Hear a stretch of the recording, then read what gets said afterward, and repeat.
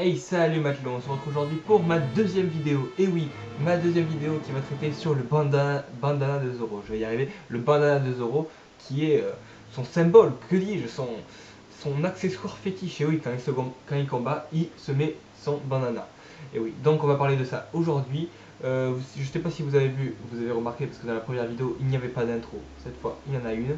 Donc voilà, je vais essayer de donner plus de contenu. Là, c'est une étude sur ce bandana et à chaque fois, il y aura des études et d'autres aussi rubriques. Donc pour l'instant, c'est parti pour la rubrique étude bandana de Zoro.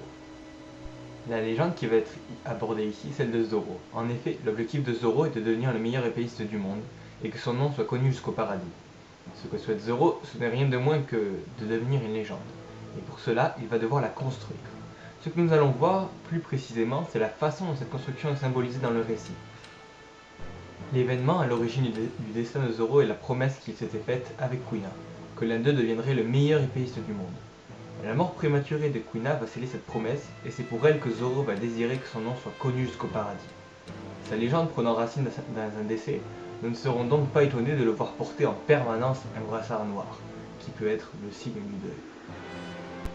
Lors de certains combats importants, ce brassard va se révéler être également un bandana que Zoro portera pour signifier son dépassement. En effet, lors des combats où il va l'arborer, nous pouvons remarquer deux choses. Tout d'abord, il est face à un adversaire qui se bat avec une ou plusieurs lames. Et c'est lors de ces combats qu'il va faire appel à une nouvelle technique. Ainsi, au cours des combats contre Mr. One, Homme ou encore Kaku, qui sont des épéistes plus ou moins originaux, Zoro va évoluer et progresser en tant qu'épéiste, et donc construire sa légende. À côté de ces combats évolutifs et bâtissant sa légende, il y a des combats importants, voire difficiles, où Zoro ne transforme pas cependant son brassard en bandana.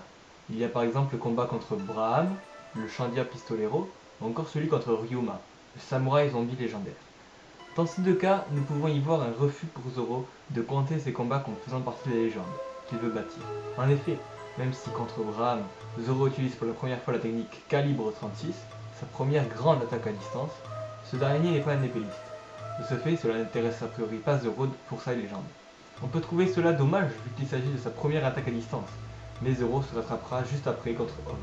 Donc le combat avec le bandana sera présent, où il révélera Monde la version ultime du Calibre 36, le Calibre 108. Ainsi, Zoro préfère que sa légende soit constituée uniquement de la forme ultime de ses calibres, et cela pour vaincre un épéiste. Face à Ryuma, nous retrouvons cette fois-ci explicitement ce refus de ne pas compter cette rencontre dans sa légende. En effet, Zoro déclare à la fin du combat qu'il accepte le sabre, mais que ce duel n'a jamais eu lieu.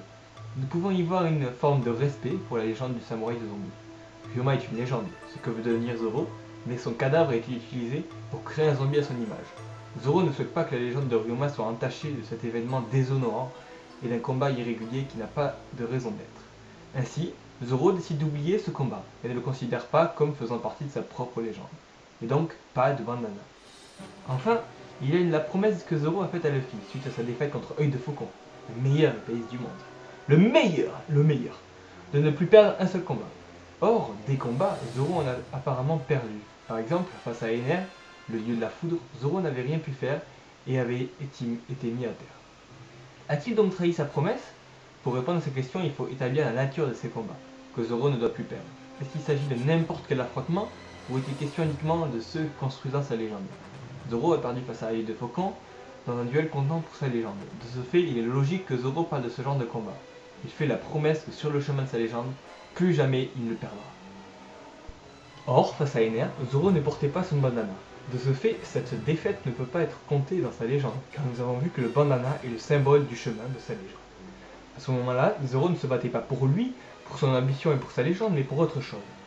Ainsi, les défaites hors bandana ne comptent a priori pas pour sa légende et pour la promesse qu'il a faite à Luffy. En conclusion, nous pouvons dire que lorsque Zoro se bat pour sa légende, donc son ambition personnelle, il porte son brassard de deuil en bandana, qui est son lien avec Kuina, et il n'a pas le droit à la défaite.